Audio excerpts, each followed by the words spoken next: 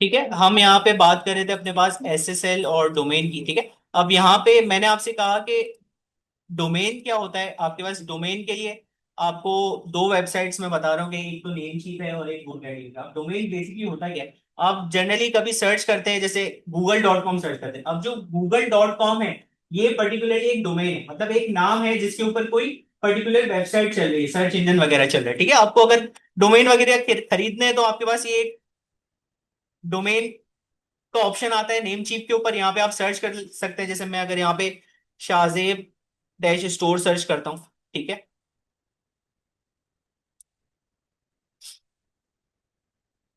अब ये मुझे सजेशन देगा कि यार शाहजेब डैश स्टोर के नाम से कितने मेरे पास डोमेन्स पर्टिकुलरली मौजूद है। एक मेरे पास स्टोर मौजूद है shahzeb-store.com, पर ईयर कितने पेमेंट पे मौजूद है, $11.28 के ऊपर मुझे ये डोमेन मिल जाएगा, जिसके ऊपर मैं क्या कर सकता हूँ, अपनी वेबसाइट को लाइव कर सकता हूँ। ठीक है, जब आप यहां से खरीदेंगे तो ऑटोमेटिकली ये डोमेन हमारे पास कहाँ आ जाती है, हमारे सी पैनल के अंदर ऐड हो जाती है। ठीक है, यहाँ पे अगर मैं यहाँ नीचे आता हूँ और यहाँ पे थोड़ा सा सर्च करते हैं कि हमारे पास यहाँ एक ऑप्शन होगा डोमेन्स का। ठीक है, जिसमें हम अपने पास डोमेन्स को क्या कर सकते हैं, हैंडल कर सकते हैं। अब मैं ये मेरा जो कंपनी का सी पैनल है, इसके अंदर अगर आप देखेंगे तो यहाँ बाय डिफॉल्ट काफी सारे यहाँ पे डोमेन्स आपको नजर आ रहे होंगे कि पर्टिकुलर किन किन क्लाइंट्स ने डोमेन खरीदा है किस किस नाम से। ठीक है, तो हमने ये सारे जो हम डोमेन खरीदे ये सारे नेम चीप से खरीदे हैं। ठीक है, जो ऑटोमेटिकली कहाँ ऐड हो जाता है, हमारे सी पैनल में आके ऐड हो जाता है। ठीक है, जिसकी मदद से हम क्या कर सकते हैं, वेबसाइट उनके ऊपर लाइव कर सकते हैं। ठीक है, एसएसएल का मैंने आपको बता दिया। एसएसएल का मतलब क्या है कि ये सिक्योर आपको एक प्रोटोकॉल प्रोवाइड करता है। एचटीटीपी जो वेबसाइट्स होती हैं वो सिक्योर नहीं होती। ठीक है, कभी भी आप कोई ऐसी वेबसाइट पे जाओगे जो एचटीटीपी के ऊपर चल रही होगी, ठीक है, तो आपके पास रेड कलर की एक स्क्रीन आ रही होती है कि भाई ये एचटीटीपी के ऊपर आपका प्रोटोकॉल है, क्या मैं कंटिन्यू कर लूं। तो आप क्या करते हैं, नीचे एडवांस में जाके अनसेफ का ऑप्शन सेलेक्ट करते हैं, उसके ऊपर फिर आप एंटर करते हो उस वेबसाइट को। ठीक है, नॉर्मली क्लाइंट्स क्या चूज करते हैं कि भाई प्रेफर करते हैं एचटीटीपी एस का प्रोटोकॉल। ठीक है, सिक्योर वेबसाइट हो ताकि क्या कर सके, यूजर लॉग इन करे तो उनके पास कोई एरर या कोई मसला ना आए। जो एडवांस जो स्क्रीन आती है कि भाई आपका जो प्रोटोकॉल है फिलहाल अनसेफ है, तो उसके अंदर हम नहीं जाना चाहते, लेकिन लोग अनसेफ करके चले जाते हैं। वो चीज क्या करती है, क्लाइंट को थोड़ा बैक ऑफ करती है। तो हमेशा अगर आप फ्रीलांसिंग भी करते हैं तो वो डोमेन खरीदें जो HTTPS का प्रोटोकॉल प्रोवाइड करते हैं। ठीक है, secure protocol. Normally Namecheap से जब हम डोमेन खरीदते हैं, ठीक है, यहां से हमारे पास हमने सर्च किया था ये। ठीक है, ये तो बाय डिफॉल्ट आपको ये एसएसएल देता है एक साल का। ठीक है, कुछ कुछ होस्टिंग्स होती है जो आपको एक साल का एसएसएल नहीं देती है, एसएसएल अलग से खरीदना पड़ता है। लेकिन जब आप नेम चीप से खरीद रहे होते हैं और आपकी होस्टिंग भी नेम चीप से हुई हुई होती है, तो जो सी पैनल कनेक्ट हुआ हुआ था आपको, वो आपके साथ में एसएसएल भी प्रोवाइड करता है एक साल करके, आप एचटीटीपीएस का प्रोटोकॉल रन कर सकते हैं। मैंने आपसे कहा कि ये जो डोमेन है कितने डॉलर्स की चल रही है, $11.28 पर ईयर चल रही है। ठीक है, हर साल ये रिन्यू करवानी पड़ती है। अलग अलग डोमेन्स के अलग अलग पीरियड होता है, नॉर्मली एक साल का होता है, कुछ 5 साल के भी होते हैं। ठीक है, डोमेन्स के 5 साल के लिए खरीद किया, वो अब आपके पास यूज के लिए होगा। 5 साल बाद आप उसको क्या करेंगे, रिन्यू करवाएंगे। ठीक है, हैंडल कहाँ से होती है, सी पैनल में आपके पास सारी चीजें डोमेन्स के अंडर हैंडल होगी। ठीक है, अगली चीज जो लोग सेकंड सेमेस्टर में हैं, थर्ड सेमेस्टर में, उन्होंने पीएचपी माई एडमिन तो सुना होगा। ठीक है, पीएचपी माई एडमिन में क्या होता है, हम अपने डेटाबेस को कनेक्ट करते हैं बैकएंड की फाइल वगैरह से। ठीक है, तो यहाँ पे सी पैनल के अंदर भी आपके पास सी पे पीएचपी माई एडमिन मौजूद है, लेकिन इसको चलाने का तरीका थोड़ा सा डिफरेंट है। ठीक है, मैं अगर इसको रन करूं तो इसका अगर आप आउटपुट देखेंगे तो बिल्कुल सेम एज इट इज रहेगा। ठीक है, जैसे आप अपने यहाँ पे वेब सर्वर के ऊपर रन करते हैं अपने पीएचपी माई एडमिन को। ठीक है, लेकिन जब हम वैम्प रन करते हैं और पीएचपी माई एडमिन के ऊपर जाते हैं तो वहां बाय डिफॉल्ट यूजर क्या होता है, रूट, और पासवर्ड क्या होता है, कुछ भी नहीं। ठीक है, यहां पे थोड़ा सा डिफरेंट है। जब आप सी पैनल के पीएचपी के ऊपर काम कर रहे होते हैं तो हमारे पास क्या होता है, पीएचपी माई एडमिन के बराबर में एक ऑप्शन क्या नजर आ रहा है हमें, मैनेज माई डेटाबेस का। ठीक है, तो जो रूट वाला ऑप्शन है वो हमें ऑटोमेटिकली मैनुअली सेट करना पड़ता है। ठीक है, मतलब अगर मैं पीएचपी माई एडमिन पे जाता हूं तो ये बाय डिफॉल्ट तो ओपन हो गया। ये मेरे साइट पे क्या नजर आ रहे हैं, मेरे डिफरेंट डेटाबेसेस नजर आ रहे हैं। ठीक है, अब मैं अगर कोई नया डेटाबेस ऐड करना चाह रहा हूं इसके अंदर, तो मुझे क्या करना पड़ेगा, मुझे इस ऑप्शन पे जाना पड़ेगा मैनेज माय डेटाबेस के अंदर, पहले डेटाबेस वहां पे क्रिएट करना पड़ेगा।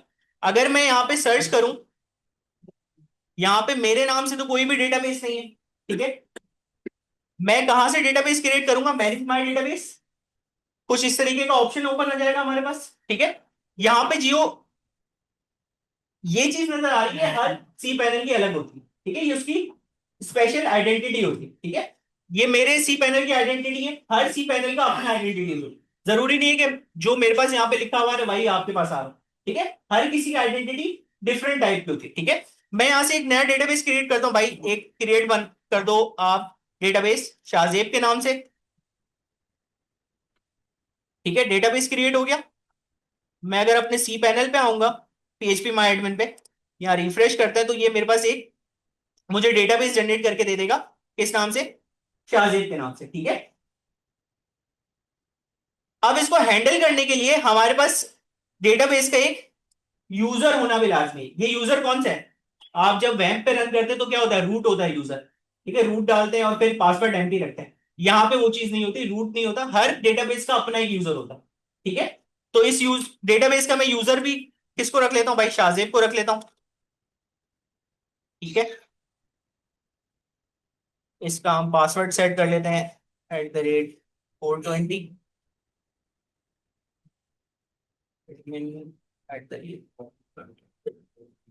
ठीक है। क्रिएट अ यूजर, दो स्टेप्स हो गए हमारे डेटाबेस क्रिएट करने के, एक तो हमने डेटाबेस बना लिया, एक उस डेटाबेस को चलाने के लिए क्या बना लिया, यूजर बना लिया हमने, जो उसके अंदर क्या करेगा, एडिटिंग वगैरह कर सकेगा। लेकिन अभी तक जो हमारा यूजर बना है उसको राइट्स नहीं मिले हुए कि भाई ये एडिटिंग कर भी सकता है या नहीं, ठीक है। हमने क्या किया, डेटाबेस बना लिया जिसके अंदर बैकएंड वगैरह सब कनेक्ट होगा। उसके बाद हमने क्या कर लिया, अपना यूजर बना लिया कि ये यूजर इस डेटाबेस को हैंडल करेगा, ठीक है। मैं यहां नीचे आता हूं, अभी हमारे पास एक थर्ड ऑप्शन क्या आ रहा है, एड यूजर टू डेटाबेस, कि कौन सा यूजर कौन से डेटाबेस को संभालेगा। एक पर्टिकुलर सिक्योरिटी रीजन की वजह से क्या होता है कि हम नहीं चाहते कि हमारे अगर ये डेटाबेस लीक हो गया, किसने हैक कर लिया, तो एक ही यूजर सारे डेटाबेस को संभाल, ठीक है। ऐसा भी कर सकते हैं कि मैं एक शाहजेब नाम का यूजर बनाऊं और हर नए डेटाबेस को अलॉट कर दूं उस यूजर को कि एक शाहजेब है, जितने भी डेटाबेस है सबको संभाल रहा है, ठीक है। उससे क्या होगा, अगर मेरा डेटा ब्रीच कर गया तो एक ही यूजर है, वो मेरे जितने भी वेबसाइट्स के अंदर डेटाबेस है सबको क्या कर लेगा, क्रैक कर लेगा, क्योंकि एक ही यूजर सबको संभालता है, ठीक है। इसलिए हर डेटाबेस का अपना एक यूजर होता है। यहां पे देखो, ये सारे मेरे यूजर्स की लिस्ट है, ठीक है, और ये सारे मेरे डेटाबेसेस की लिस्ट है। हर डेटाबेस का यूजर अलग है, ठीक है। मैं एक भी यूजर कर सकता था, लेकिन आप सिक्योरिटी रीजन की वजह से हमेशा क्या करेंगे, यूजर अलग बनाएंगे और डेटाबेस अलग बनाएंगे, ठीक है। हर किसी का डिफरेंट यूजर होगा कि अगर एक भी ब्रीच कर गया तो सिर्फ वो वहां तक महदूद रहे, ठीक है। ये सिक्योरिटी रीजन की वजह से होता है। मैं यहां पे आता हूं, मैंने अपने डेटाबेस किस नाम से बनाया था, शाहजेब के नाम से, ठीक है। यूजर मैंने शाहजेब सेलेक्ट कर लिया, डेटाबेस भी मेरा किस नाम से था, शाहजेब के नाम से था, ताकि कंफ्यूजन ना हो, हमें ढूंढना ना पड़े, ठीक है। मैं ऐड करूंगा तो ये मुझे एक प्रिविलेज की वेबसाइट पेज पे ले जाएगा कि यार आप जो है अपने यूजर को क्या क्या एक्सेस देना चाहते हो, कि वो अपने पास क्या क्या एक्सेस कर ले। अब ये सारे ऑप्शंस आपके वेब पे भी मौजूद होते हैं, लेकिन वो इन डेप्थ चीजें होती है तो हम उसको आउटलाइन नहीं करते, लेकिन यहाँ पे हर चीज क्या होती है खुद से बतानी पड़ती है कि कौन सा यूजर को क्या राइट्स देने हैं। अगर आप यहाँ पे राइट्स देखेंगे तो यहाँ पे क्या राइट्स हैं कि यूजर क्रिएट कर सकता है, ऑल्टर मतलब अपडेट वगैरह कर सकता है, ठीक है, डिलीट वगैरह कर सकता है, ड्रॉप कर सकता है, ये सारे एक्सेस देने तो हमारे पास ऑप्शन क्या है, ऑल प्रिविलेजेस, ठीक है। मेक चेंजेस करेंगे तो शाहजेब को, अब शाहजेब का जो डेटाबेस है उसके अंदर सारी प्रिविलेजेस हैं कि मैं उसके अंदर अपडेट भी कर सकूं, डिलीट भी कर सकूं, डेटा ऐड भी कर सकूं, रिमूव भी कर सकूं, अगर कोई एरर आता है तो उसको हैंडल भी कर सकूं, ठीक है। सारी चीजें हमने सेट कर ली। अब अगली चीज की यार वेबसाइट कैसे चलेगी, ठीक है, वेबसाइट कैसे आपके पास रन होगी। तो वेबसाइट के लिए हमारे पास नीचे ऑप्शन है, यहाँ पे फाइल मैनेजर, फाइल मैनेजर पे आते हैं। इसके अंदर आपको बहुत सारी डिफरेंट डोमेन्स भी नजर आएंगी, लेकिन हम एज ए क्लाइंट के लिए क्या करते हैं कि हमने एक डोमेन खरीदा हुआ है जिसकी स्पेस बहुत ज्यादा है, ठीक है, 500 GB तक की स्पेस है उसकी, ठीक है। 500 GB तक की स्पेस के अंदर हम क्या करते हैं, एक फाइल हमारे पास मौजूद होती है public_html। अब जितनी भी वेबसाइट्स जो हमने एक पर्टिकुलर डोमेन पे चलानी है, जैसे मैंने, हमारा डोमेन का नाम है demodesignhub.com, ठीक है। ये हम क्लाइंट्स को क्या करते हैं, एक डेमो बना के देते हैं। जब वो अप्रूव करता है तो हम क्या करते हैं, एक नया डोमेन खरीदते हैं और उस डोमेन पे उसकी वेबसाइट को क्या कर देते हैं, लाइव कर देते हैं। फाइल मैनेजर पे मैं मौजूद हूं, तो यहाँ आप नोटिस करेंगे तो यहाँ बहुत सारे आपको यहाँ डोमेन नजर आएंगे, arcolia-jenkins.com, author-joshua-wiki.com, ठीक है। यहाँ पे अगर आप नोटिस करेंगे तो ये सारे क्या डोमेन्स हैं। ये सब पहले क्या थे, डेमो पे मौजूद थे। क्लाइंट ने जब अप्रूव किया तो हमने ये सारे डोमेन्स खरीदे जो पब्लिक एचटीएमएल के बाहर है, ठीक है। हमारी एक ही वेबसाइट है जिसके अंदर सारे डोमेन्स बनाते हैं हम, ठीक है। मेरी एक वेबसाइट है जिसका नाम है, मेरा एक डोमेन है जिसका नाम है demo-design-hub.com, ठीक है। ये मेरा डोमेन है जिसके अंदर हम क्या करते हैं, सिर्फ डेमोस बना के देते हैं यूजर्स को, ठीक है। एक एक डोमेन के अंदर हम 10-15 वेबसाइट्स ऐड कर लेते हैं, ठीक है। एक जितना बड़ा डोमेन होगा, जितनी बड़ी स्पेस होगी हमारे डोमेन के अंदर, तो हम क्या करेंगे, अपने पास उस डोमेन के अंदर मल्टीपल वेबसाइट्स ऐड कर देंगे, ठीक है। जैसे डोमेन अप्रूव हुई, किसी यूजर ने मेरे वेबसाइट को अप्रूव किया, तो मैं क्या करूंगा, नेम चीप पे जाऊंगा, उसके डोमेन को सर्च करूंगा, 1 साल के लिए उसको खरीदूंगा, तो वो डायरेक्ट उठ के कहां आ जाएगी, मेरे फाइल मैनेजर के अंदर आ जाएगी यहाँ पे, ठीक है। मैं अब उसके डेमो की वेबसाइट को उठा के कॉपी पेस्ट कहा कर दूंगा उसके डोमेन के अंदर, तो उसके डोमेन के ऊपर वो वेबसाइट लाई जाएगी, ठीक है। अभी ये जो मैं आपको दिखा रहा हूं, ये सारी वेबसाइट जो है क्लाइंट ने अप्रूव की हुई है, जो कि लाइव इनके यूआरएल्स के ऊपर चलेगी। लेकिन मैं तो अपने क्लाइंट को क्या कर रहा हूँ, पहले डेमो दिखाऊंगा, ठीक है, कि भाई ये मैं हमारा डेमो है, आप अप्रूव करेंगे तो हम इसको लाइव करेंगे, ठीक है। तो मेरा एक डोमेन मौजूद है डेमो डिजाइन हब के नाम से, जिसके अंदर मैं क्या कर सकता हूँ, 10 से 20 वेबसाइट लाइव कर सकता हूँ उसके अंदर, क्योंकि उसके अंदर क्या है, स्पेस बहुत ज्यादा है, ठीक है। डेमो डिजाइन हब पर एक्सेस कैसे कर सकते हैं, public_html नजर आ रहा है आपको।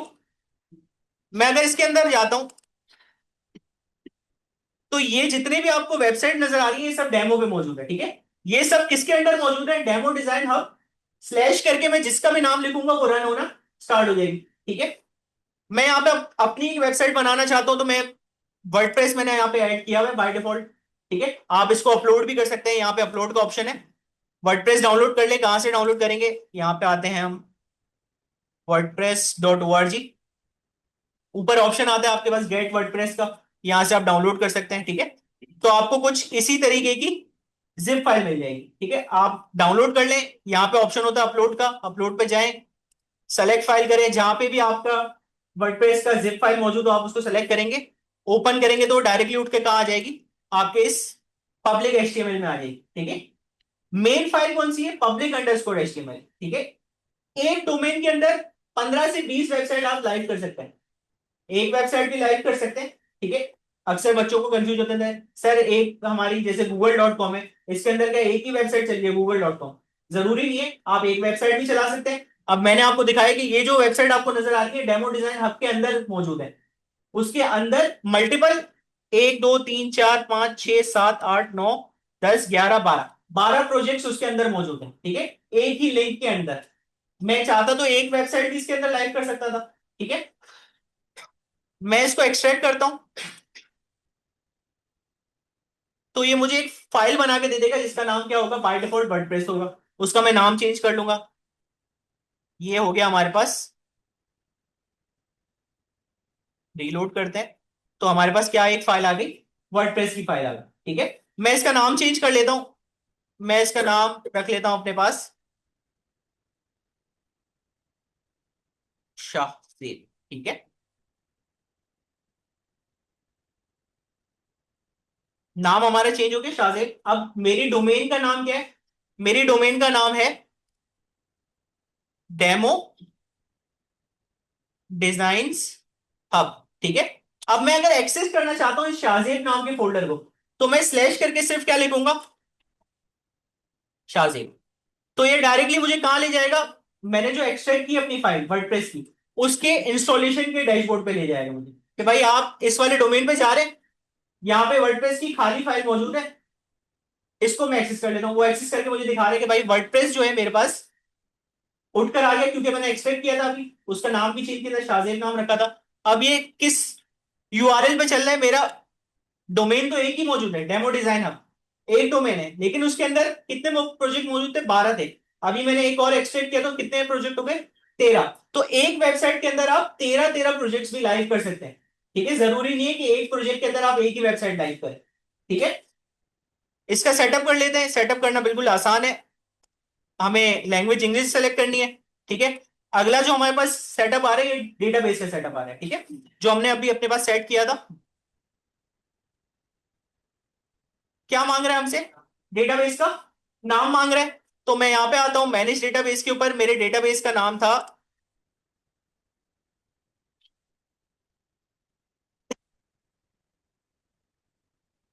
मेरे डेटाबेस का नाम था कुछ डेमो UTXQ। ठीक है, तो मैं इसको पेस्ट करूंगा मेरे किस पे? यूजर नेम, मेरे डेटाबेस के नाम पे। यूजर नेम भी मैंने किस नाम से बनाया? इसी नाम से बनाया है, सेम इसी नाम से, ताकि कंफ्यूजन ना हो। तो मैं इसी को वापस पेस्ट करूंगा। आप डिफरेंट नाम भी चूज कर सकते हैं, जरूरी नहीं है कि सेम सेम रखें। आप डिफरेंट, कोई यूजर रखना है जैसे एडमिन वगैरह रखना है तो आप एडमिन वगैरह भी रख सकते हैं। ठीक है, पासवर्ड मैंने रखा था अपने पास। ठीक है, बाकी सारी चीजें हमारे पास क्या रहती है? सेम रहती है। ठीक है, प्रीफिक्स अगर आपने चेंज करना जरूरी नहीं होता, नॉर्मली क्या लोग प्रीफिक्स को नहीं छेड़ते, लेकिन अगर आपने खुद का प्रीफिक्स रखवाना है, अभी देखते हैं प्रीफिक्स से क्या होता है। अभी प्रीफिक्स क्या है हमारे पास? WP_। ठीक है, मैं इसको सबमिट करता हूं। अगर सारी चीजें सक्सेसफुल होंगी तो हमारे पास एक आउटपुट क्या आ रहा है? Alright, you have made it through. Install कर ले, रन द इंस्टॉलेशन करेंगे तो हमारे पास क्या होगा? ये ले जाएगा मुझे एक अगली स्क्रीन पे। फर्स्ट स्क्रीन क्या होती है हमारे पास? डेटाबेस सेटअप, कि किस सी पैनल पे कौन सा डेटाबेस यूज करना है और किस सी पैनल के ऊपर कौन सा यूजर इसको हैंडल करेगा। तो हमने दोनों चीजें पहले बता दी कि भाई शाहजेब नाम का एक डेटाबेस है और शाहजेब नाम का एक यूजर है जो इसको क्या करेगा? हैंडल करेगा। ठीक है, मैं वेबसाइट का कुछ नाम रख देता हूं। मैं नाम रख देता हूं इसको डेमो शाहजेब। ठीक है, इसका यूजर नेम एडमिन रख लेते हैं, पासवर्ड भी हम एडमिन रख लेते हैं, 1 2 3। ठीक है, जनरली आप अगर ऐसे वीक पासवर्ड रखेंगे तो आपको सजेशन देता है कि भाई आप क्या यूज करें, वीक पासवर्ड यूज करें। तो वीक पासवर्ड यूज ना करें, बहुत आसानी से ये हाईजैक हो जाते हैं। ठीक है, आराम से लोग लॉग इन कर लेते हैं आपकी वेबसाइट्स को। ठीक है, फिलहाल के लिए क्योंकि मैं यहाँ पे एज अ डेमोन्स्ट्रेट कर रहा हूँ इसलिए आसान पासवर्ड रख रहा हूँ। ईमेल आपको देना लाजमी है, तो ईमेल एक दे देते हैं हम। इंस्टॉल द वर्डप्रेस, ये क्या करेगा आपके पास? सक्सेसफुली सारी चीजें इंस्टॉल कर देगा। ठीक है, इंपॉर्टेंट चीज हमने यहाँ पे क्या सेट की है कि भाई सबसे पहली चीज हमने क्या करना है? एक तो डोमेन परचेज करना है। ठीक है, जो कि ऑटोमेटिकली डोमेन हमारे पास कहाँ ऐड हो जाएगा? हमारे सी पैनल के अंदर, डोमेन के अंदर। ठीक है, उसके बाद मुझे क्या करना है? डेटाबेस सेट करना है। तो पहले मुझे क्या करना पड़ेगा? Manage databases. ठीक है, उसके बाद मुझे क्या हैंडल करना पड़ेगा? यूजर वगैरह सेट करना पड़ेगा। इसी के अंडर आते हैं हमारे पास डेटाबेस का नाम। डेटाबेस का नाम आ गया, और हमारे पास कौन आ गया? यूजर, जो कि इस डेटाबेस को हैंडल करेगा। ठीक है, यूजर क्रिएट करना है, और फिर यूजर क्रिएट करने के बाद ऐड प्रिविलेजेस। ठीक है, जो उसको प्रिविलेज भी देना है कि ऐड कर सकता है, अपडेट कर सकता है, डिलीट कर सकता है, यूजर सारे काम कर सकता है। ठीक है, सारी चीजें हो गई। सारी चीजें करने के बाद मुझे कहां जाना है? File manager. फाइल मैनेजर के बाद हमारे पास एक बाय डिफॉल्ट, अगर कोई डोमेन मौजूद नहीं है तो बाय डिफॉल्ट हमारी डोमेन मौजूद होती है, जिसका फोल्डर क्या होता है? public_html। उसके बाहर कॉपी पेस्ट करोगे चीजें नहीं चलेंगी। किसके अंदर काम करना है? सिर्फ public_html के अंदर काम करना है। ठीक है, क्योंकि कोई और डोमेन तो नहीं है हमारे पास।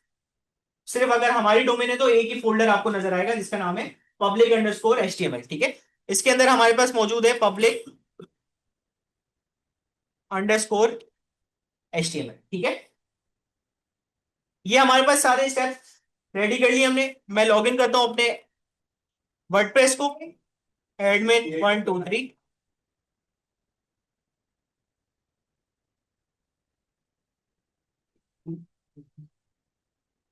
ठीक है, ये हमारे पास कुछ हमारा डैशबोर्ड है वर्डप्रेस का जो हम अपने पास यूज करते हैं यूजर को वेबसाइट्स लाइव करके दिखाने के लिए, डेमोन्स्ट्रेट करने के लिए। सबसे आसान अगर फ्रेमवर्क अगर आपको एज अ फ्रीलांसर यूज करना है तो आप वर्डप्रेस चूज कर सकते हैं। ठीक है, कस्टम वेबसाइट डेवलप करने में क्या होता है, थोड़ा सा दिमाग लगता है, थोड़ा सा टाइम लगता है, थोड़ी सी नॉलेज चाहिए होती है कोडिंग की। ठीक है, यहाँ पे आपको कुछ करने की जरूरत नहीं, बस प्लगइन आपने सर्च करने के, मुझे क्या चाहिए, मुझे एक स्लाइडर चाहिए, मैं एक प्लगइन सर्च करूंगा स्लाइडर के नाम से, वो मुझे सजेस्ट कर देगा, मैं स्लाइडर लगाऊंगा तो स्लाइडर रन करना स्टार्ट कर देगा। ठीक है, तो यहाँ पे आपको कोडिंग की नॉलेज की जरूरत नहीं होती, यहाँ पे सिंपली आपको क्या प्लगइन्स पता होने चाहिए। और हर दुनिया जान के प्लगइन्स यहाँ पे मौजूद है। यहाँ पे अगर आप नीचे ऑप्शन देखेंगे, प्लगइन्स का ऑप्शन नजर आ रहा है। ठीक है, मैं यहाँ पे ऐड प्लगइन्स के अंदर आता हूँ, तो आपको हर रिक्वायरमेंट के लिए आपके पास एक प्लगइन मौजूद है। ठीक है, मैं अगर यहाँ पे e commerce project, e commerce का कुछ बनाना चाहता हूँ, बाइंग सेलिंग करना चाहता हूँ, तो यहाँ पे एक प्लगइन मौजूद है हमारे पास वो कॉमर्स के नाम से। ठीक है, तो यहाँ पे हमारे पास वो कॉमर्स का ऑप्शन आ जाएगा। मैं अगर एडिटिंग करना चाहता हूँ, मुझे कस्टम थोड़ा सा डिजाइन करना है सारी चीजों को, ठीक है, तो हमारे पास एक प्लगइन होता है एलिमेंटर के नाम से। ठीक है, सुना होगा आपने एलिमेंटर, एलिमेंटर के नाम से हमारे पास एक प्लगइन है। इसके अलावा आपके पास अगर आपने वेबसाइट को कभी शिफ्ट करना है इस डोमेन से किसी और डोमेन के ऊपर, ठीक है, अब पूरी पूरी फाइलें जिप करके कॉपी पेस्ट करना तो ये एक पुराना तरीका है। आपके पास एक प्लगइन यूज होता है जिसका नाम है ऑल इन वन माइग्रेशन। ठीक है, इससे क्या होता है, आपके पास डायरेक्टली आपको कहीं जाने की जरूरत नहीं है, कोई सी पैनल खोलने की जरूरत नहीं है, यहाँ पे आपने इंस्टॉल कर लेंगे, यहाँ पे आपका ऑप्शन मौजूद है ऑल इन वन माइग्रेशन। आप इसको इंस्टॉल करें, एक्सपोर्ट का एक ऑप्शन होता है, उसको फाइल में एक्सपोर्ट कर लें, तो ये क्या करेगा, आपको पूरा वर्डप्रेस प्लस आपका डेटाबेस सारी चीजें एक्सपोर्ट करके दे देगा एक फाइल के अंदर। ठीक है, फिर अगर मुझे किसी और डोमेन में जाके इसको लाइव करना है तो मैं वहां वर्डप्रेस का प्रोजेक्ट बनाऊंगा एम्प्टी, वहां पे same all in one migration download करूंगा। वहां पे एक्सपोर्ट नहीं करना, वहां पे क्या करना है, इंपोर्ट करना है। ठीक है, इंपोर्ट में क्या फाइल सेलेक्ट करनी है, जो उसने आपको दी होगी फाइल, फाइल का एक्सटेंशन होता है डॉट डब्ल्यू प्रेस।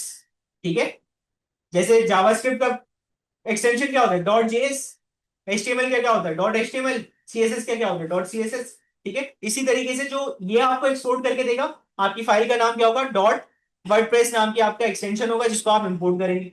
ठीक है, मैं यहां से कुछ प्लगइन्स डाउनलोड कर लेता हूं, जैसे मैं एक एलिमेंटर डाउनलोड कर लेता हूं। ठीक है,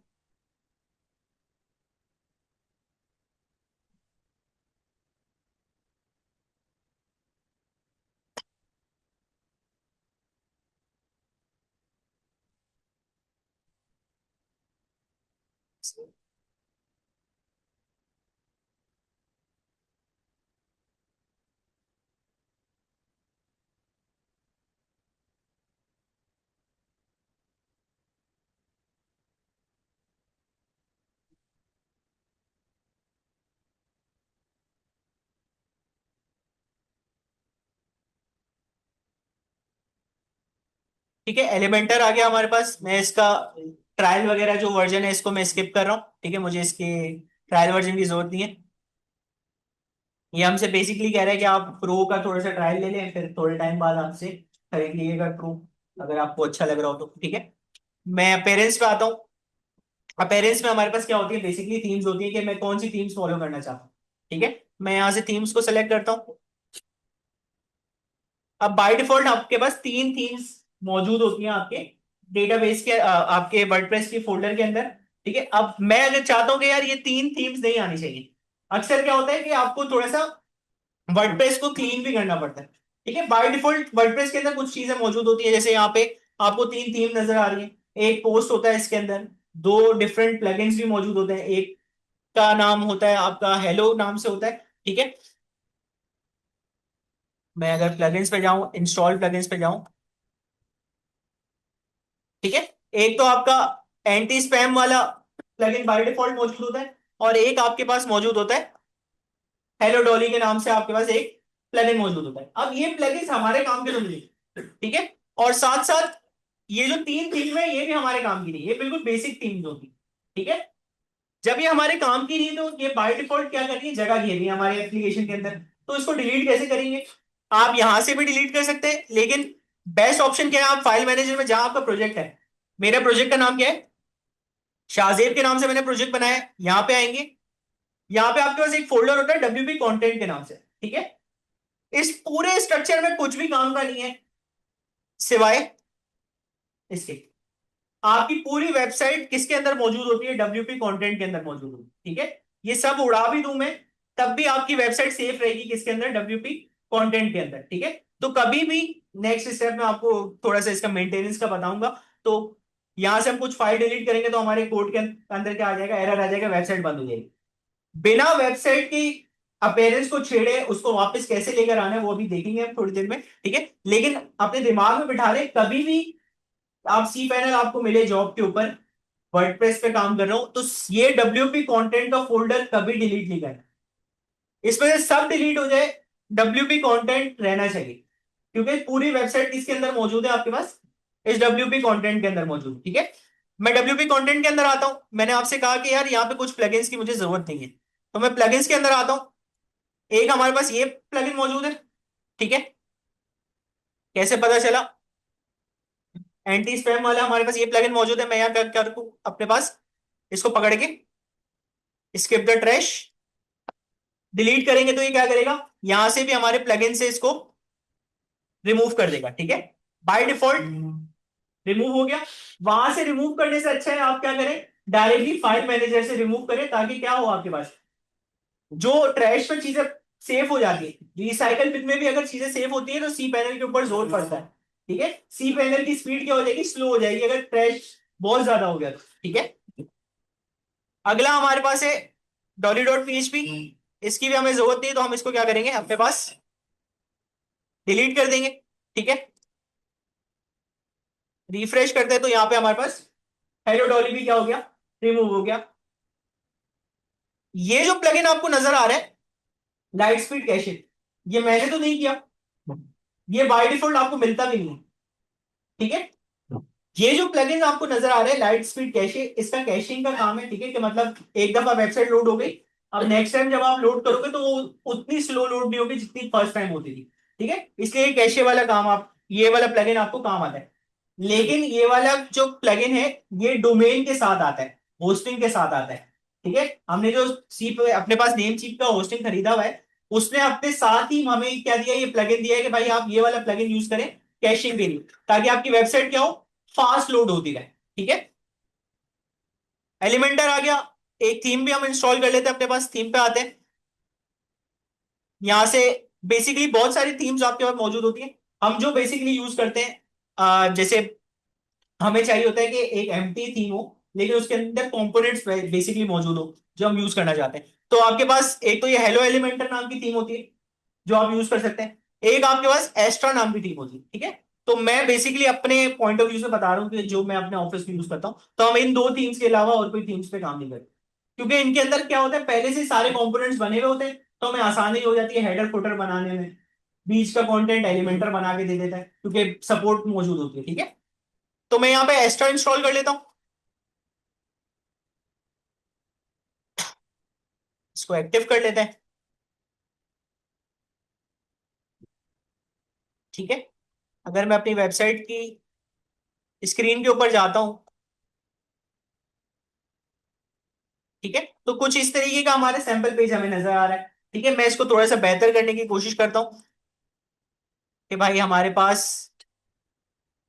थीम आ गई, सारी चीजें प्रॉपरली आ गई। अब ये एक दो तीन जो हमारे पास 2025, 2024 और 2023, ये थीम्स क्या मौजूद है, ऐसी रेजिडुअल मौजूद है, जगह घेर रही है हमारे पीसी पैनल के अंदर। तो हम क्या करेंगे, इसको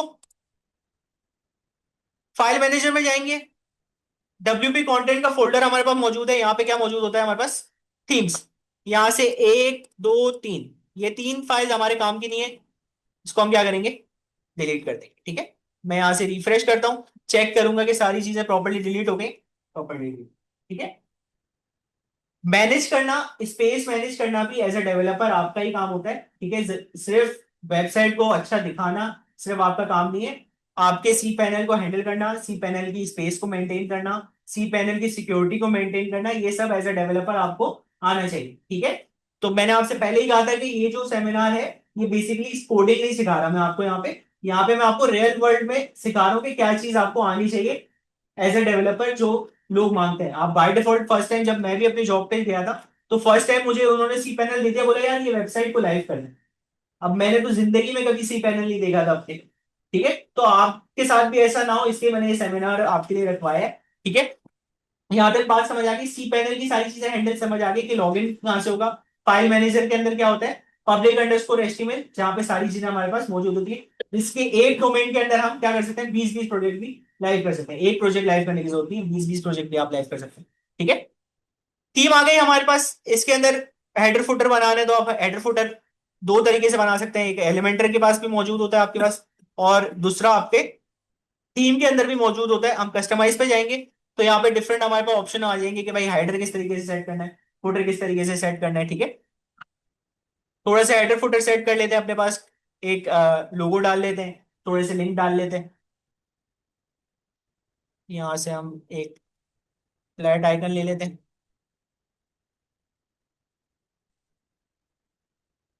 ठीक है।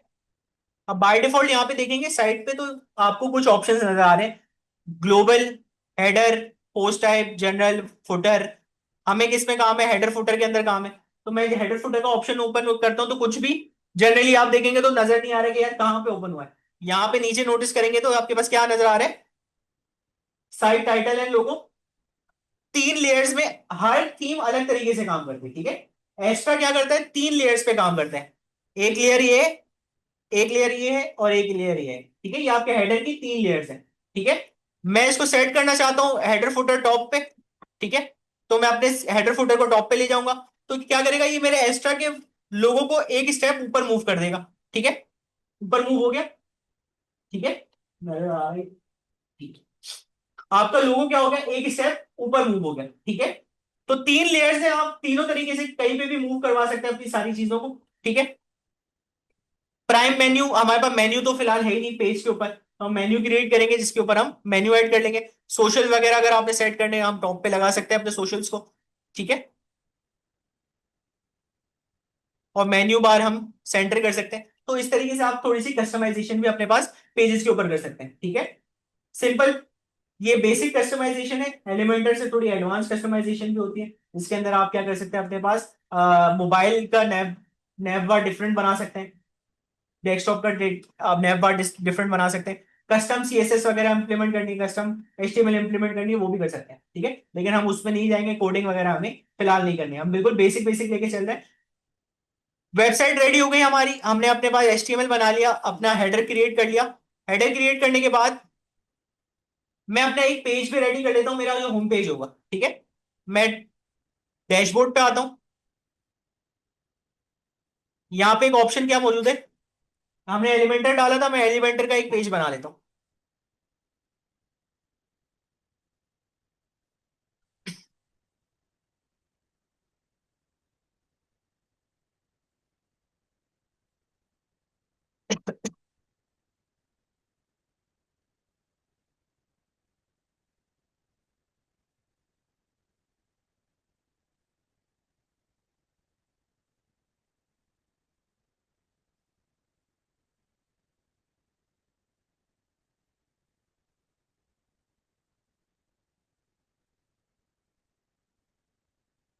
अच्छा, ये जो आपको ऑप्शन यहाँ पे नजर आ रहा है, can not edit, safe mode edit कर लो। ठीक है। वो थोड़ा सा टाइम लेता है आपके पास लॉगिन करने में।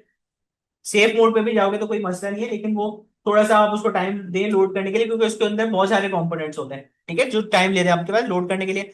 मैं इसको स्किप करता हूँ। अब बाय डिफॉल्ट मेरे पेज का नाम इसने क्या सेट कर दिया, एलिमेंटर नंबर 23। मुझे तो इसका नाम ये सेट नहीं करना, मुझे इसका नाम क्या सेट करना, होम पेज करना है। ठीक है। तो कैसे कर सकता हूं, यहाँ पे लेफ्ट साइड पे आपके पास एक ऑप्शन मौजूद है, पोस्ट सेटिंग का। मैं पोस्ट सेटिंग पे आता हूं। यहाँ पे टाइटल नजर आ रहा होगा आपको, इसको हम कर देंगे होम पेज। ठीक है। लेकिन ये होम पेज का टाइटल मुझे दिखाना नहीं है, पेज का नाम तो होम पेज होना चाहिए, लेकिन पेज पे दिखाना नहीं है कि ये होम पेज नजर आ रहा है, क्योंकि अगर आप देखेंगे तो यहाँ पे क्या बता रहा है, होम पेज लिखा हुआ है। नीचे अगर मैं पोस्ट सेटिंग पे आता हूं, आपके पास एक ऑप्शन क्या होता है, हाइड टाइटल। इसको हम यस करेंगे तो क्या हो गया, हमारा होम पेज का जो टाइटल है वो क्या हो गया, हाइड हो गया। ठीक है, अब मैं क्या कर सकता हूँ, इसके अंदर एडिट वगैरह कर सकता हूँ। मैं एक हीरो पेज बना लेता हूँ यहाँ पे, इसकी हाइट कर लेते हैं 100 VH। ठीक है,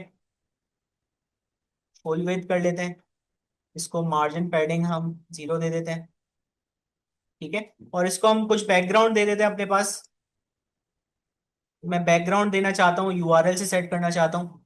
एक बैकग्राउंड ले लेते हैं अच्छा सा।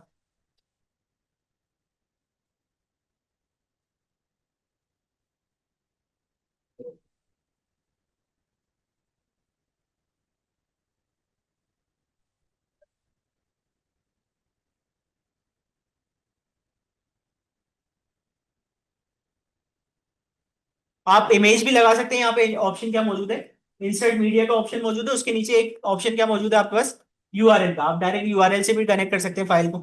हम यहाँ से यूआरएल से कनेक्ट कर लेते हैं, insert into post.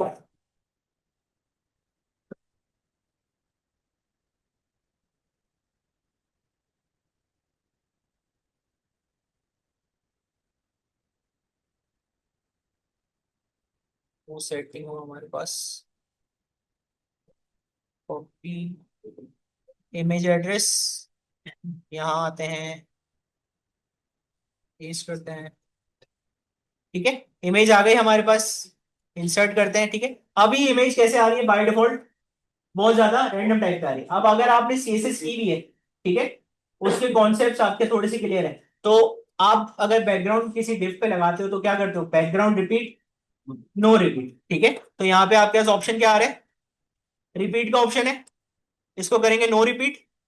Display size, cover, ठीक है, पोजीशन, सेंटर सेंटर। ठीक है, तो ये बाय डिफॉल्ट क्या हो गया, यही सीएसएस वाली सारी इंप्लीमेंटेशन कहाँ आ रही है, आपकी क्लिक्स के ऊपर काम करें।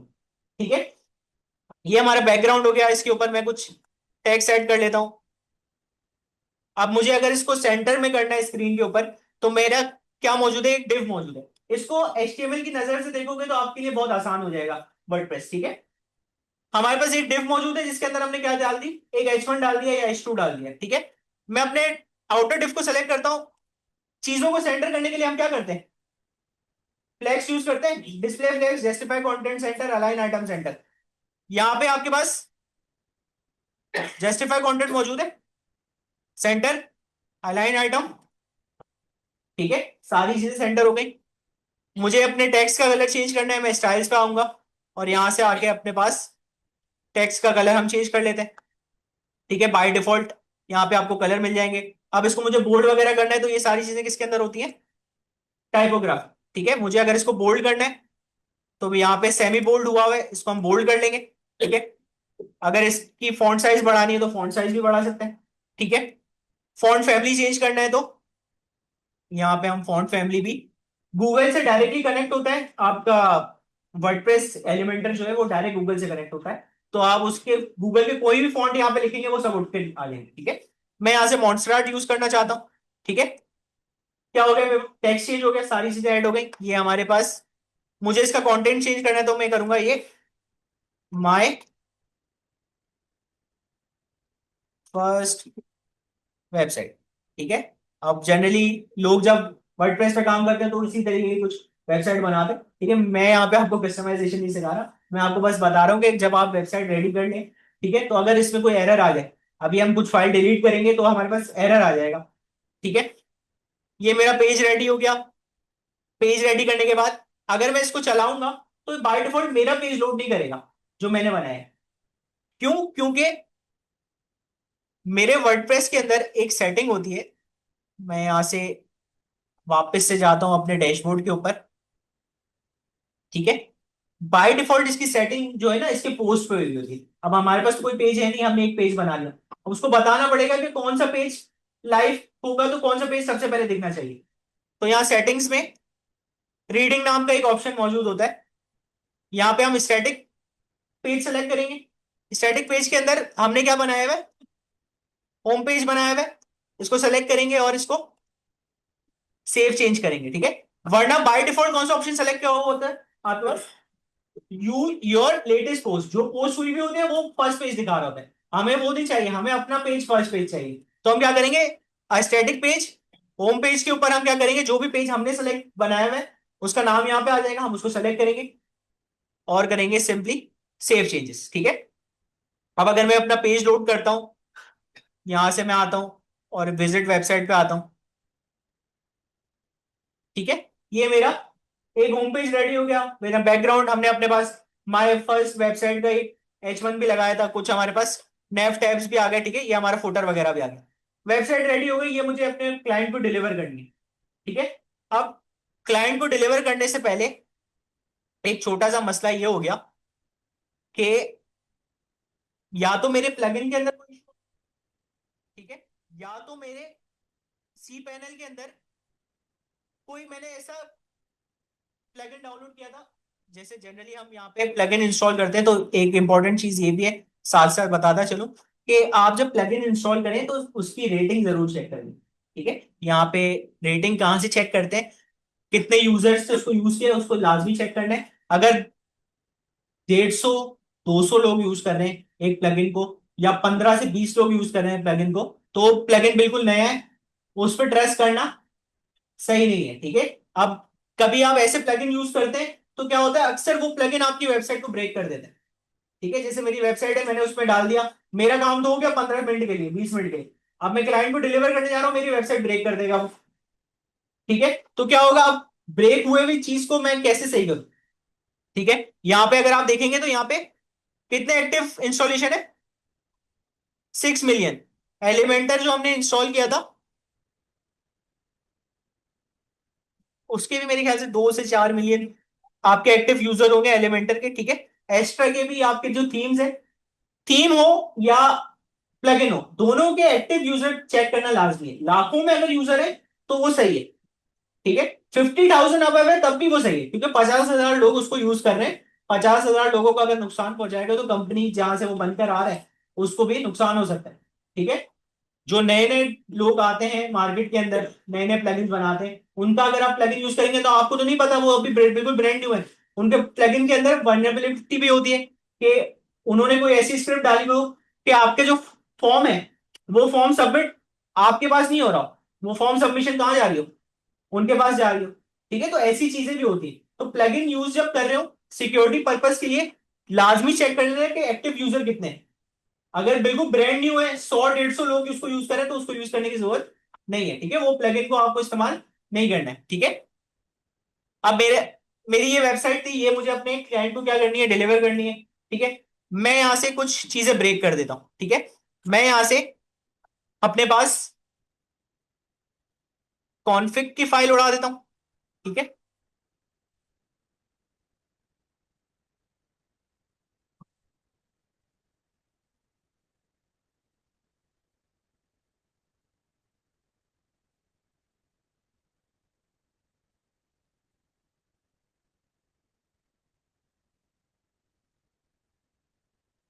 ठीक है, मैंने यहां पे क्या किया, अपने पास कॉन्फ़िग की फाइल मैंने क्या कर दी, डिलीट कर दी।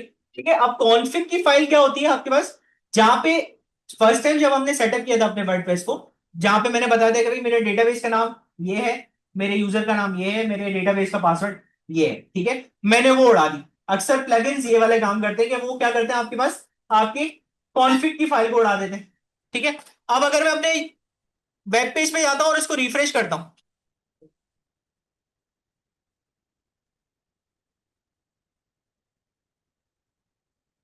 मैं यहां से इंस्पेक्ट करता हूं, इसको एम्प्टी कैशे करते हैं और रिफ्रेश करते हैं। ठीक है,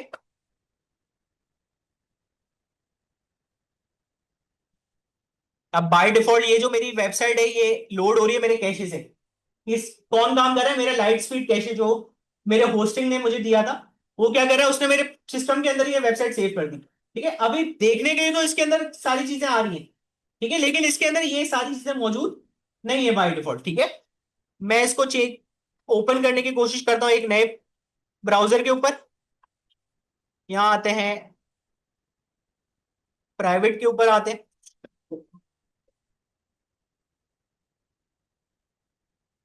वेबसाइट ब्रेक हो गई, वापस कहाँ चले गया, वापस से स्टार्ट उस पे चले गया कि यार सेटअप कर लो अपने पेज को। ठीक है, अब हमने तो पूरी वेबसाइट बना दी थी, यूजर को डिलीवर भी करनी थी अपनी वेबसाइट। ठीक है, सेटअप अब कहां से आएगा? अब इसमें घबराने वाली बात नहीं है भाई। अगर कभी ऐसा हो जाए या कभी क्रिटिकल एरर भी आ जाए, वो भी अभी हम करेंगे क्रिटिकल एरर का ऑप्शन। अब ये ऑप्शन आ गया हमारे पास सेटअप का, वेबसाइट तो पूरी कंप्लीट हो गई थी हमारी। ठीक है, अब एक फायदा ये है, जब आप वर्डप्रेस के ऊपर काम करते हो तो सारे चेंजेस आपके डेटाबेस के अंदर सेव हो जाते हैं। ठीक है, आपका H1 हो, पैराग्राफ हो, थीम के अंदर एडिट हो, कोई भी काम किया होगा सारा डेटा किसके अंदर सेव हो जाता है? डेटाबेस के अंदर। अब मेरी कौन सी फाइल यहां पे रिमूव हुई है? मैंने जो अपने पास फाइल रिमूव की है उसका नाम था WP कॉन्फिग। ठीक है, लेकिन जब आप वर्डप्रेस का नया पैकेज डाउनलोड करते हो, ठीक है, तो उसके अंदर आपको बाय डिफॉल्ट एक फाइल मिलती है, कौन सी? WP-config-sample। ठीक है, मैं इसी को एडिट करता हूं। हमारी फाइल का नाम था सिर्फ WP config। मैं एंटर करता हूं, ये क्या करेगा? मेरी फाइल के नाम को चेंज करेगा, कॉन्फ़िग की फाइल आ गई। मैं इसको एडिट करता हूं, तो बाय डिफॉल्ट इसके अंदर कुछ भी मौजूद नहीं होगा। ठीक है, बाय डिफॉल्ट इसके अंदर बिल्कुल एक खाली सिंपल वेब आपकी फाइल होगी, जिसके अंदर डेटाबेस नेम है लिखा हुआ है। ये क्या है? बिल्कुल सैंपल फाइल है। ठीक है, इसको अब अपने यूटिलाइजेशन के लिए कैसे इस्तेमाल करना है? भाई हमारे डेटाबेस का नाम हमें पता है क्या था, हमने अपने डेटाबेस का नाम रखा हुआ था ये। ठीक है, मैं यहाँ पे आता हूं, मैं अपने डेटाबेस के नाम को यहाँ सेव करूंगा। ठीक है, यूजर नेम भी मेरा शायद यही था। ठीक है, नहीं एडमिन नहीं रखा था, शाजिब रखा था admin@420। पासवर्ड मेरा जो था वो एडमिन था। ठीक है, मैं थोड़ा सा नीचे स्क्रॉल करता हूं, तो आपको एक चीज नजर आ रही होगी सॉल्ट नाम से। ठीक है, ऑथेंटिकेशन सॉल्ट। अब ये नंबर्स कहां से मिलेंगे? तो ये नंबर्स आपको ऊपर ही, अगर आप देखेंगे कमेंट के अंदर बोल रहे हैं कि यार ये लिंक है, आप इस पे चले जाओ, आपको ये नंबर्स प्री जनरेटेड मिल जाएंगे। मैं इसको कॉपी करता हूं, इसको पेस्ट करते हैं। ठीक है, ये मुझे एक जेसन फाइल दे देगा जिसके अंदर क्या है? ऑथेंटिकेशन की, सॉल्ट, सब कुछ आपको क्या है? प्री डिफाइंड मिल जाए पहले से। मैं इसको कॉपी कर लेके अपने पास अपने ऑथेंटिकेशन के अंदर सेव कर लेता हूं। यहां से इसको किया सेव, करते हैं सेव चेंजेस। ठीक है, मेरी वेबसाइट यहाँ पे ओपन हुई भी थी। ठीक है, मैं इसको हटा के वापस से कहाँ जाना चाहता हूँ? अपने इस वाले URL के ऊपर।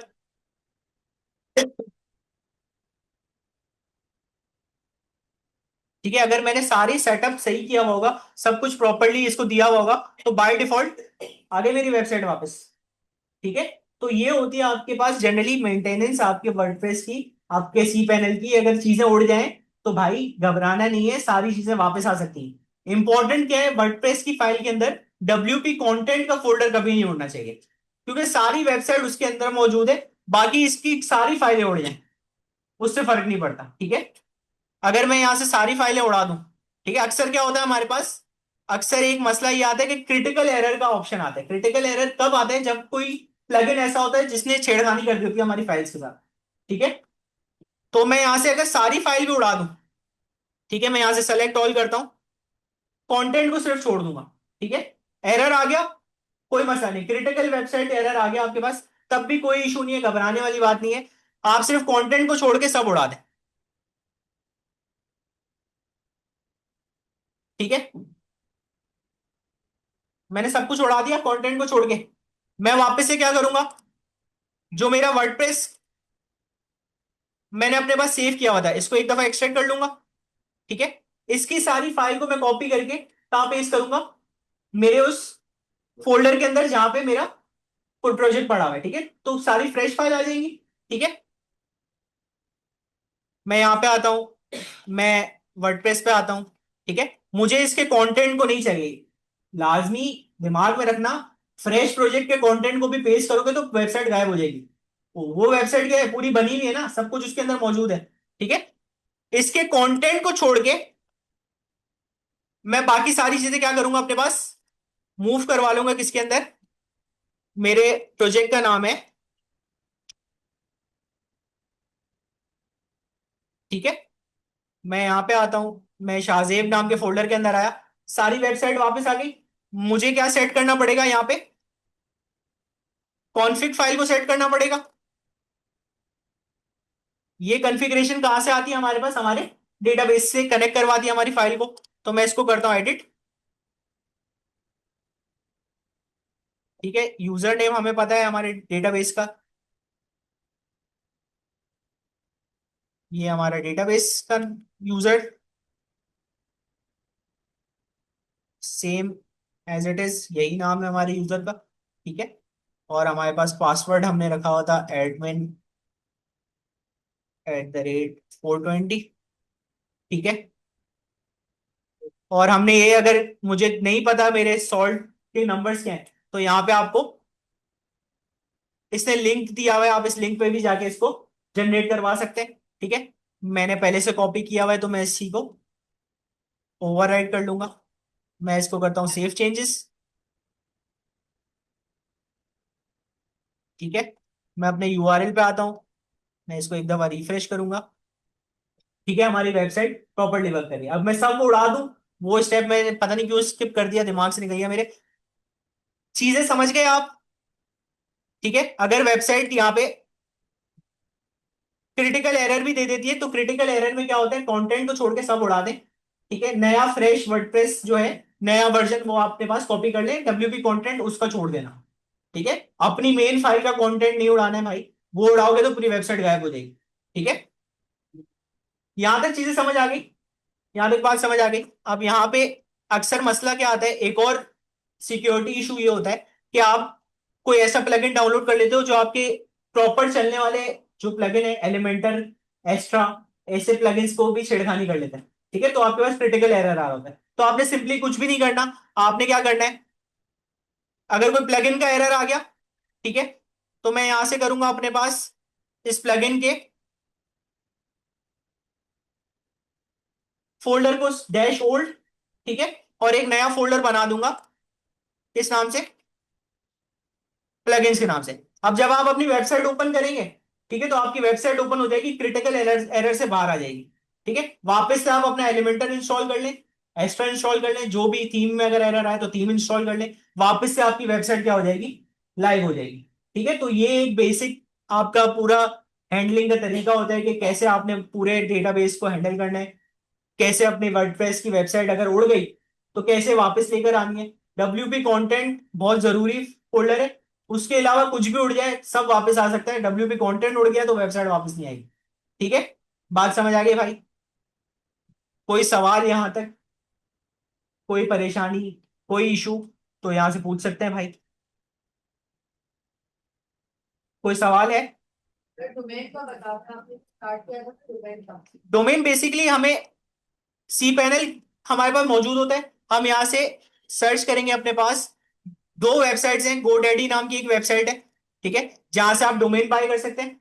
इसके अलावा आप अपने पास नेम चीप नाम की एक वेबसाइट डोमेन्स की होती है, यहां से भी आप डोमेन बाय कर सकते हैं, सस्ते डोमेन मिल जाते हैं आपको। ठीक है, जब आप डोमेन परचेज कर लेंगे 1 साल का डोमेन आपको मिलता है। ठीक है, डोमेन परचेज करेंगे तो बाय डिफॉल्ट आपको, आपके पास सी पैनल तो होस्टिंग मौजूद है, आपके डोमेन्स के लिस्ट के अंडर ही आपको क्या मिल जाएंगे, आप जो आपने परचेज किया है वो आपको इसी लिस्ट के अंदर मिल जाएगी। ठीक है, ये मेरे पास डोमेन्स का लिस्ट आ गई, इसी के अंडर आपके पास आपकी जो आपने डोमेन परचेज की वो आ जाएगी। इसका यूआरएल भी ऑटोमेटिकली आपके पास कहां जनरेट होता है, आपके फाइल मैनेजर के अंदर आएंगे।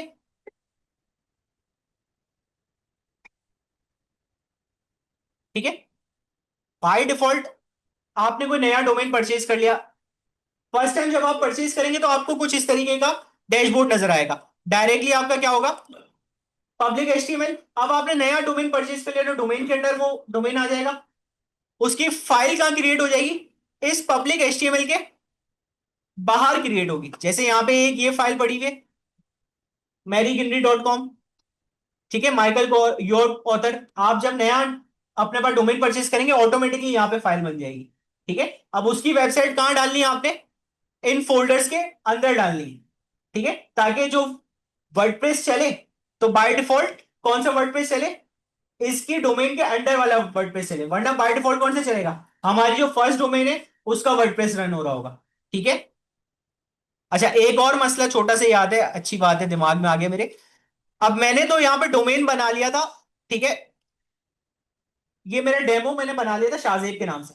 ठीक है, इसका यूआरएल जो चल रहा है, इसका यूआरएल क्या चल रहा है, demo design hub slash Shahzeb. ठीक है, ये सेट हुआ हुआ है। अब मैं जब इस शाहजेब नाम के बंदे की या क्लाइंट की डोमेन खरीदूंगा, ठीक है, मेरे पास डोमेन कहां उठकर आ जाएगा, मेरे पब्लिक एचटीएमएल से बाहर उठकर आ जाएगा, यहाँ पे नाम आ जाएगा, जैसे शाहजेब शम्स.com आ जाएगा यहाँ पे। ठीक है, अब मुझे इसको लाइव करना है शाहजेब शम्स के अंडर। ये तो कहाँ लाइव हुई है, ये लाइव हुई है मेरे पास डेमो डिजाइन हब के अंडर। ठीक है, मैं इसको कॉपी कर दूंगा तब भी ये किस पे चलेगा, डेमो डिजाइन हब पे ही चलेगा। ठीक है, डायरेक्टली चेंज नहीं होगा। अगर मुझे इसको यूआरएल चेंज करने के यार, पर्टिकुलरली अब Shahzeb dash Shams dot com पे ये लाइव होनी चाहिए, तो मैं इसको कैसे यूज कर सकता हूं, मैं इसको जाऊंगा अपने पीएचपी माई एडमिन पे। ये पीएचपी माई एडमिन कौन सा, हमारा सी पैनल वाला। यहाँ पे मेरा डेटाबेस का नाम क्या था, शाहजेब। ठीक है, यहां पे आपके पास एक चीज यूज होती है, WP_ऑप्शन। ठीक है, मैं ऑप्शंस पे आता हूं, यहां पे आपको नजर आएगा साइट यूआरएल। ठीक है, नजर आ रहा है साइट यूआरएल। अब मुझे क्या करना है, सिर्फ इसको ओवरराइट करना है इसके डोमेन के नाम के साथ। अब मैंने अगर इसकी डोमेन का नाम परचेज किया होगा शाहजेब डैश शम्स.com, तो मुझे बस इसको यहां पे अपडेट करना होगा। ठीक है, अब जब लाइव होगी इसकी website, demo design underscore Shahzeb पे नहीं होगी, किस पे होगी, शाहजेब-शम्स.com की डोमेन पे लाइव होगी। ठीक है, यहां पे भी चेंज करना है, इसके नीचे होम का जो ऑप्शन है उस पे भी चेंज करना है। ठीक है, दोनों जगह चेंज करेंगे तो मेरी ये किस पे लाइव हो जाएगी वेबसाइट, मेरी डोमेन पे लाइव हो जाएगी, वरना बाय डिफॉल्ट किस पे रहेगी, जो हमने डेमो पे अपडेट किया हुआ था उस पे रहेगी। ठीक है, हर सॉफ्टवेयर हाउस जो है वो डेमो यूज करता है।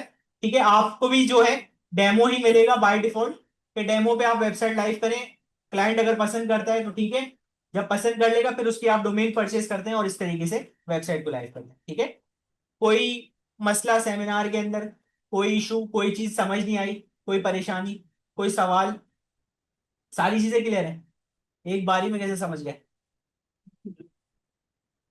एक बारी में तो मुझे भी समझ नहीं आएगी। क्लियर है भाई, थोड़ा थोड़ा क्लियर होगा। ठीक है। ठीक है, तो बेसिकली आपके पास सी पैनल जो है ना, ये आपकी कोई स्किल नहीं है जो आप लिख लिख के यूज करेंगे, या आप यूज टू प्रैक्टिस करेंगे, चीजों को ऐड करेंगे, अपडेट करेंगे, डिलीट करेंगे। तो थोड़ा बहुत आई होप आपको चीजें दिमाग में आई हो कि सी पैनल के अंदर क्या क्या चीजें होती हैं और कैसे कैसे हैंडल करना है, अगर वेबसाइट बंद हो जाए तो कैसे कैसे लाइव करनी है। ठीक है, ये चीजें क्रिटिकल है। आप जब इंटरव्यू वगैरह पे भी जाते हैं या जॉब वगैरह पे भी जाते हैं, तो मोस्टली जो स्टूडेंट्स हैं वो रिजेक्ट इसी वजह से होते हैं, उनको नॉलेज नहीं होती कि यार सी पैनल कैसे हैंडल करना है। ठीक है, अगर उनसे सवाल पूछ लिया कि सी पैनल कभी संभाला है, ठीक है, एज ए डेवलपर देखो आजकल के जमाने में जहां एआई का जमाना है, ठीक है, तो कोडिंग तो कोई भी कर सकता है। एआई का जमाना है, आप में से अगर मैं कोई बोलूंगा यार इसमें टू डू लिस्ट बना दो मुझे जावास्क्रिप्ट के ऊपर, तो आप में से सारे लोग बना सकते हैं यहाँ पे बैठे। मैं गारंटी देता हूँ, आप अब चैट जीपीटी खोलेगा, कोई जेमिनाई खोलेगा, कोई क्लाउड खोलेगा, कोई दूसरा कोई परप्लेक्सिटी खोलेगा, ये जितनी भी आपकी एआई है इनमें से कोई ना कोई काम कर ही लेगा, आप में से कोडिंग कर ही लेगा। लेकिन जो बैकएंड में चीजें हैंडल करने वाली होती है वो आपको लाजमी आना चाहिए, ये एआई नहीं कर सकता। ठीक है, अगर कहीं से कुछ फंस जाए, कहीं से कोई इशू आ जाए, तो एआई कैसे निकालेगा आपको, उसको तो एक्सेस ही नहीं होता फाइल डिलीट करने का, अपडेट करने का, राइट करने का। ठीक है, तो ये स्किल आपको लाजमी होनी चाहिए। ठीक है, थोड़ा बहुत आपके दिमाग में आई होगी कि सी पैनल के अंदर क्या क्या चीजें होती हैं, क्या क्या चीजें हैंडल करने के लिए काम आती हैं। ठीक है, WP ऑप्शन समझ आ गया कि क्या करना है, जब डोमेन लाइव हो जाए तो हम क्या करेंगे, इसको अपडेट करेंगे तो उस पर्टिकुलर डोमेन पे वेबसाइट लाइव हो जाएगी। ठीक है, वेबसाइट अगर क्रैश कर गई, क्रिटिकल एरर आ गया, कोई भी चीज आ गई, कंटेंट को छोड़ के सब उड़ा दूँ। ठीक है, नया वर्डप्रेस उसके अंदर डालना है, WP कॉन्फ़िग सैंपल मिलेगा, सैंपल हटा के सिर्फ क्या कर देना है, कॉन्फ़िग जो आपके डेटाबेस की सेटिंग है उसके अंदर कॉपी करनी है। चल गया तो ठीक है, फिर भी नहीं चला तो प्लगइन्स के फोल्डर को क्या करना है, डैश होल्ड करके पुराने प्लगइन्स को साइड पे कर देना है, नया फोल्डर बना के नए प्लगइन्स इंस्टॉल करना है। मेंटेनेंस इसी तरीके से होती है। ठीक है, कोई नया तरीका नहीं है कि सर कुछ नया बता दें कि मेंटेनेंस कैसे होगी। मेंटेनेंस इसी तरीके से होती है, इसी किसी किसी ये जो आपका तरीका घिसा पिटा तरीका इसी तरीके से होती है। ठीक है, प्लगइन का फोल्डर हटाना पड़ेगा, नया प्लगइन वापस लाना पड़ेगा। ठीक है, तो यही आपका बेसिक कॉन्सेप्ट है, बार बार करते रहोगे, मुझे भी ये सारी नॉलेज बार बार कर करके आएंगे। ठीक है, मैंने भी जब जॉब पे मैं गया हूं तो मुझे 5 साल का एक्सपीरियंस है, 5 साल के एक्सपीरियंस में जब फर्स्ट टाइम जब मैं नया नया डेवलपर था, 0 इयर्स ऑफ एक्सपीरियंस, तो 0 इयर्स ऑफ एक्सपीरियंस के अंदर cPanel अगर कोई दे दे और ये सारे काम करने दे तो गारंटी है मैं भी नहीं कर सकता था उस टाइम पे, लेकिन गूगल हेल्प। ठीक है, 5 साल पहले AI तो नहीं था, तो गूगल ने हेल्प किया है। ठीक है, तो आप भी कोशिश करें कि ह्यूमनली पॉसिबल सॉल्यूशंस पे जाएं, AI पॉसिबल सॉल्यूशंस पे ना जाएं। AI पॉसिबल सॉल्यूशंस जो होते हैं वो आपके टाइमली तो आपको निकाल देंगे, आगे जाके मसला कर देंगे। ठीक है, ऑप्टिमाइज नहीं होते हैं आपके जो AI के सॉल्यूशंस होते हैं ना, वो ऑप्टिमाइज नहीं होते। ठीक है, क्लियर है भाई, यहां तक बात समझ आ गई, कोई सवाल नहीं है? कमाल है। ठीक है भाई, यही तक था आपका सेमिनार, अगर कोई सवाल हो तो पूछ ले, वरना आप गुड टू गो है, जा सकते हैं। ये स्टूडियो कोड पे जब हम वेबसाइट बनाते हैं वो किस